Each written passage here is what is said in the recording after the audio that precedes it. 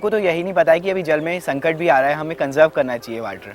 आज के ह्यूमंस क्या है, वो उसी एक पेड़ को काटते हैं, उससे पेपर बनाते हैं, लेकिन फिर उसी पेपर पे सेव ट्रीज लिखते हैं। Youth and children are the future of any country. They can change the world. They can do anything, whatever they want, if they wish to do. I believe it's also very important for the governments and for the stakeholders to pay attention to the demands and needs of young people, because we need to understand it. It's we young people will be like heading into future and surviving the problems which older people or which today's generation are causing. You have choices which even my generation and the generation of my fellow panelists did not have. One choice you do not have is to remain disengaged from your community, from a person larger than yourself. The youth is really most of what India is all about, and in some ways it's the single largest decision-making constituency. The Mali Declaration also was in coordination with the South Asia Youth Network, SAYAN. So, as you know, the youth, they are very important sector in the influencing the policymakers. Governments invest a lot of money in finding out what is it that the people want, focus groups, and what we want to do at UNEP is to give them a platform to bring their voice to governments, a platform so that they are heard. Not a meeting just to discuss, but also we value their views, we value what they say. To garner this youth power and tap youth perspectives on issues of environment and sustainability, Center for Environment Education, Ahmedabad, in partnership with United Nations Environment Programs, Tunza, and the Ministry of Environment and Forests, Government of India, held a Children and Youth Conference at CEE in Ahmedabad. Youths from the South Asia Youth Environment Network, SAYAN, by CEE in 9 countries, and supported by UNEP Tunza and children from Paryavaran Mitra schools, a joint initiative of CEE, Ministry of Environment and Forests, Government of India, and ArcelorMittal India, with a network of about 2 lakh schools in India, took active part in the conference. Now at Tunza, what we learned is how so many people from different nationalities all around the world can come together, integrate their thoughts and ideas, and form a united view on the environment globally. And probably the earth will head for a much more brighter future. I have learned about how to maintain sustainability, how to sustain what is sustainable development. I just used to study in the books, but now I have got a practical thinking about it. It's when you meet a person from a different area and you share your experiences, it gives you such a lot of joy, because you understand that he also understands, he's doing the same thing in a different way, in a different culture. Environmental education and the program like Tunza probably now, I think, as we have been sharing all through, need to focus on the outcomes. It is the handprint, the actions which really matter. Because I was also enjoying being with the children and the youth here in the exhibition, and it was an immense pleasure to listen to them how they are actually taking the leadership in the field of environment. This is a modern purifier, we must say, and actually in all the purifiers the UVC rays are used. So here also we have used the UVC. In this 3-day conference held from 6th to 8th February 2012, 125 children and youth from 11 countries of the Asia-Pacific region exchanged ideas, activities, projects, and had the opportunity to share their perspectives as they learned about issues and initiatives towards sustainable lifestyles for a green economy. Really, all our schools were as enthusiastic at this, then perhaps these big conferences are not required, because you can see the type of commitment on a number of environmental issues. This set of projects are all action projects.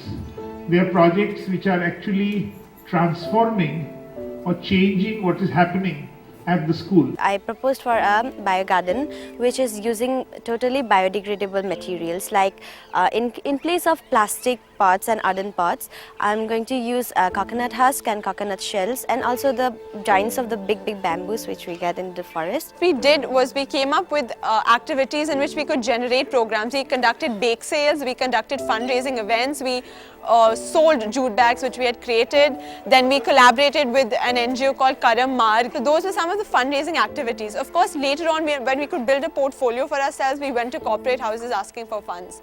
But when you're self-reliant, you have a certain degree of independence and confidence which doesn't come with asking for help from someone else. I started to work for Ministry of Environment in June 2011, and I did some bilateral arrangements between Indonesian government and other governments. Reject water which comes of RO systems. Countries like India, which are arid, most of the part is arid and semi-arid, the TDS level, total dissolved solute, is very high. So we have RO systems in the home, and the reject water coming out of it goes into drain. But I personally conserve that water and use it for mopping and cleaning in my home, and that's what I'm doing my project also. I would I'll collaborate with designing students to build an RO system which would also store the reject water so that it can be easily drawn. पहले bulb लगाते हैं और उन्हें metre दिखाते हैं, तो हम बताते हैं कि अभी मीटर जो है ज़्यादा तेज़ चल रहा है, मतलब वो ज़्यादा वाट बिजली ख़त्म कर रहा है। तो फिर हम शेफ लगाते हैं, तो लोगों को बताते हैं कि मीटर को दिखा के कहते हैं कि अभी जो बिजली है मीटर बहुत धीरे धीरे चल रहा है, तो उन्हें इसके बारे में पता चलता है कि शेफल बिजली को कम यूज करता है, लेकिन बल्ब जो है ज़्यादा बिजली ख़त्म करता है। इसलिए आजकल जहाँ मैं रहता हूँ वहाँ पर अधिकांश लोगों ने शेफल का उपयोग करना चालू कर दिया गया है। Way they have taken up environment and an environmental education, I think the major concern of the universe as to how the world is going to go for the sustainability, probably now it is quite obvious that these youngsters are going to take the responsibility forward and deal with the issues of sustainability. You know, experience is like a rear view mirror. What is it like? Rear view mirror. It tells you the road that you have traveled on, doesn't tell you where to go. The participants together developed a draft declaration of recommendations and named it the Ahmedabad Tunza Declaration. The process to arrive at the recommendations was led and conducted by youth. This final declaration is a charter of recommendations from the children and youth of the Asia-Pacific region to be included as youth recommendations in the Rio 20 Earth Summit taking place in Brazil in June.